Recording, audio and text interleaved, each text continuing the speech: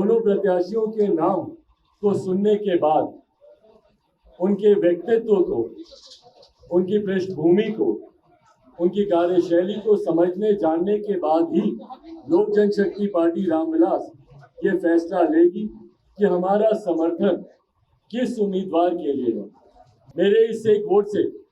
बहुत ज़्यादा हार या जीत में कोई फर्क नहीं पड़ने वाला, पर उसके बावजूद नैतिकता एक बहुत बड़ा आधार है। लोक जनशक्ति पार्टी रामविलास ने हमेशा अपने विचारों, अपने सिद्धांतों के आधार पर फैसले किए हैं। कई ऐसे उदाहरण पूर्व में भी रहे हैं कि किसी गठबंधन के साथ रहने के बावजूद अगर हमारे विचारों के आधार पर उस गठबंधन का फैसला नहीं होता है या वो नीति हमारे सिद्धांतों के आधार पर नहीं होती है, तो हम लोगों ने प्रमुखता से मुखर तौर पर उसका विरोध करने का भी हम लोगों ने काम किया है। लोक जनशक्ति पार्टी ने हमेशा अनुसूचित जाति जनजाति वर्ग से आने वाले लोगों का मजबूती से समर्थन करने का काम किया है और हमेशा हमारे नेता ने उनके 50 साल के सक्रिय राजनीतिक इतिहास को अगर आप देखें, 5 दशक से ज्यादा जो हमारे नेता आदरणीय रामविलास पासवान जी ने राजनीति में बिताए, हमेशा उन्होंने अनुसूचित जाति जनजाति पिछड़ा वर्ग समाज के ऐसे वंचित वर्ग गरीब परिवार से आने वाले लोगों को मुख्य धारा के साथ जोड़ने का उन्होंने काम किया। ना सिर्फ क्योंकि वो एक महिला आदिवासी समुदाय से आती हैं, शेड्यूल्ड ट्राइब से आती हैं, बल्कि उनकी अपनी काबिलियत, भैया समाज के एक वंचित वर्ग से आने के बावजूद जिस संघर्ष से और जिस मेहनत और जिस काबिलियत के बल पर वो देश के सर्वोच्च पद की दावेदारी तक वो पहुंची है, ये अपने में उनकी काबिलियत को दर्शाता है, उनके सामर्थ्य को दर्शाता है। आप सब जानते हैं कि जिस तरीके से राष्ट्रपति पद की दावेदारी के लिए सत्ता पक्ष हो विपक्ष हो, दोनों की तरफ से प्रत्याशियों के नाम, उम्मीदवारों के नाम सामने आ चुके हैं और लोक जनशक्ति पार्टी रामविलास ने ये निर्णय लिया था कि जब तक दोनों प्रत्याशियों के नाम सामने नहीं आए तब तक पार्टी का समर्थन किसी एक उम्मीदवार के नाम के घोषणा के साथ नहीं किया जाएगा। दोनों प्रत्याशियों के नाम को सुनने के बाद उनके व्यक्तित्व को, उनकी पृष्ठभूमि को, उनकी कार्यशैली को समझने जानने के बाद ही लोक जनशक्ति पार्टी रामविलास ये फैसला लेगी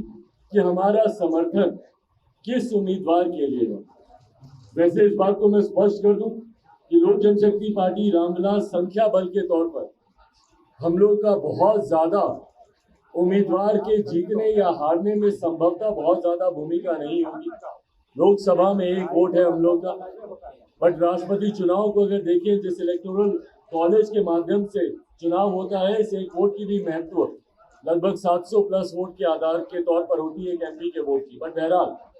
मेरे इस एक वोट से बहुत ज्यादा हार या जीत में कोई फर्क नहीं पड़ने वाला,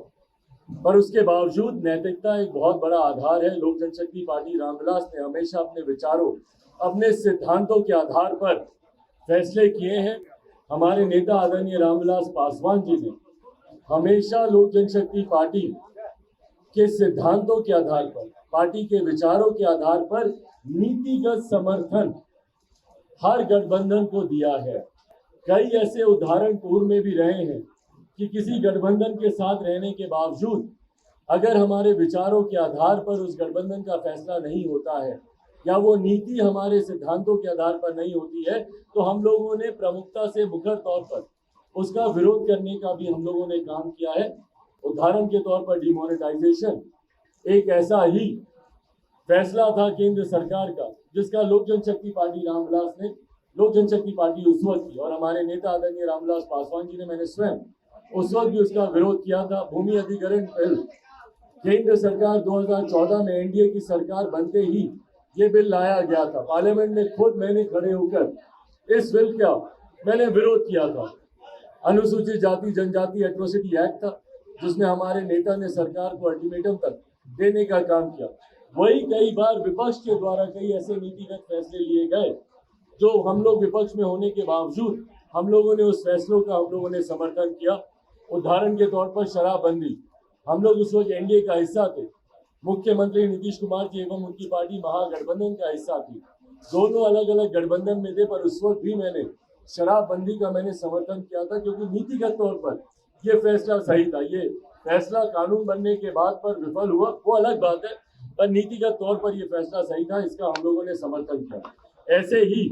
आज की तारीख में जिस तरीके से दोनों प्रत्याशियों के नाम सामने आए हैं महामहिम पद के लिए, जिसमें एक तरफ यशवंत सिन्हा जी का नाम है जो कि विपक्ष की तरफ से उम्मीदवार है, तो वहीं दूसरी तरफ श्रीमती द्रौपदी मुर्मू जी का नाम सामने आया है। लोक जनशक्ति पार्टी ने हमेशा अनुसूचित जाति जनजाति वर्ग से आने वाले लोगों का मजबूती से समर्थन करने का काम किया है, और हमेशा हमारे नेता ने उनके 50 साल के सक्रिय राजनीतिक इतिहास को अगर आप देखें, 5 दशक से ज्यादा जो हमारे नेता आदरणीय रामविलास पासवान जी ने राजनीति में बिताए, हमेशा उन्होंने अनुसूचित जाति जनजाति पिछड़ा वर्ग समाज के ऐसे वंचित वर्ग गरीब परिवार से आने वाले लोगों को मुख्य धारा के साथ जोड़ने का उन्होंने काम किया। उन्हीं के पद चिन्हों पर चलते हुए हम लोगों ने भी हमेशा ऐसे वर्ग से आने वाले लोगों को कैसे मुख्य धारा में प्रमुखता से जोड़ा जाए, उसके लिए हम लोगों ने कार्य करने का प्रयास किया। ऐसे में जब द्रौपदी मुर्मू जी का नाम सामने आया है, तो लोक जनशक्ति पार्टी ने बिना कोई समय लगाए,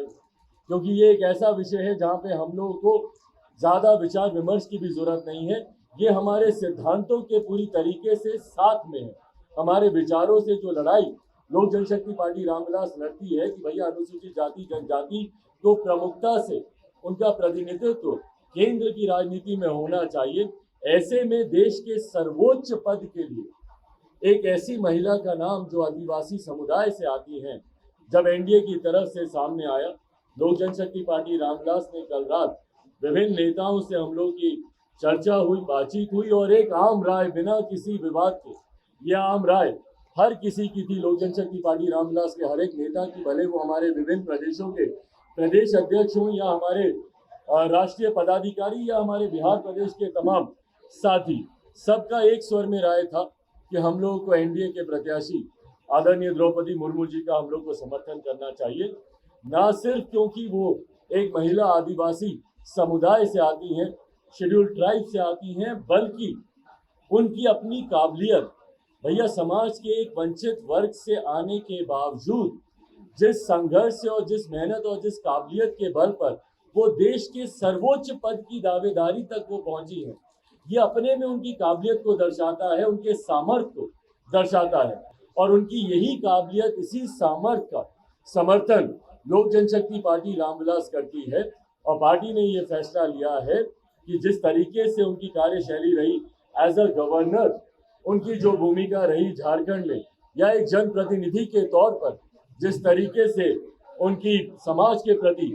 उनकी सेवा रही, इन तमाम बातों को देखते हुए, इन तमाम पृष्ठभूमि को देखते हुए लोक जनशक्ति पार्टी रामविलास ने ये फैसला लिया है कि हम लोग इस राष्ट्रपति चुनाव में लोक जनशक्ति पार्टी रामविलास का समर्थन एनडीए की प्रत्याशी आदरणीय द्रौपदी मुर्मू जी के लिए होगा।